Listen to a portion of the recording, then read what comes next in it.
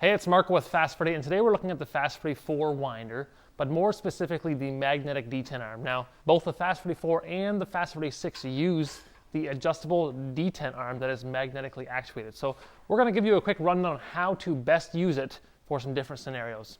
Now, the magnetic detent arm can be used really however you want to use it. These are universal winders, and we have people using them for rope, cable, lay flat. You can use this in a ton of different ways. You'll see on the front of the reel plate here, we have a slot and we have an arm that goes into its home position. Now, this is what we call a detent arm. Because it's got a magnetic pull, it drops down, it detents away from the plate.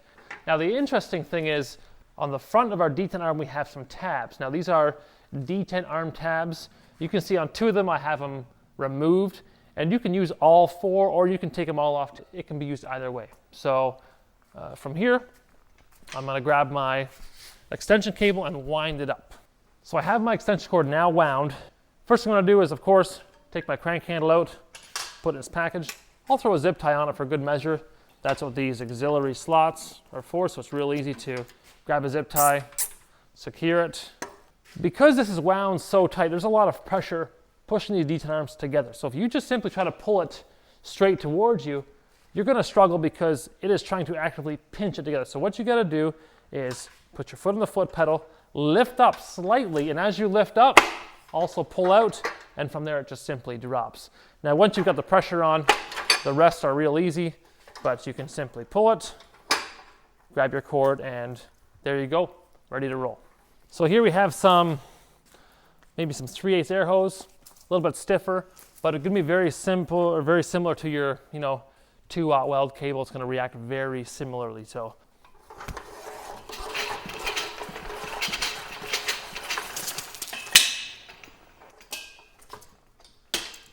and same sort of thing. There's a lot of tension on that detent arm, so I just have to lift up, pull, release that pressure, and from there I can go ahead and take it off. So, and it's a really nice coil. So again, you just got to relieve that pressure off of that detent arm. 2-inch lay flat. Now, of course, the Fast Freddy 4 can do 4-inch lay flat, and the Fast Freddy 6 can do some 6-inch lay flat, but the generic use will be very much the same. So for this, I'll only want to use one detent arm, and definitely not with a tab on it as well. So to put these in the home position, you just flip them all the way down, and you push them like that. Very simple. I'll just put one in the lowest position. If I was doing some 4-inch lay flat, I might opt to go in the second position, but depends what kind of coupler style we have on the end of our hose. Get it one rotation, and from there, we can just simply crank away.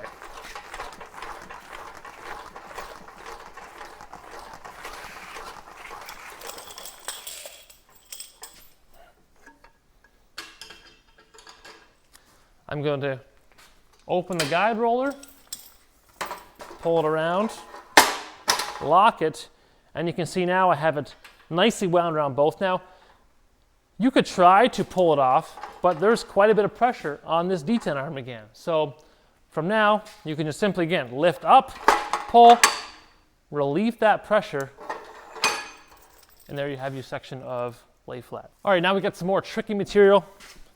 We get some natural gas hose, and I'm going to start reeling it in.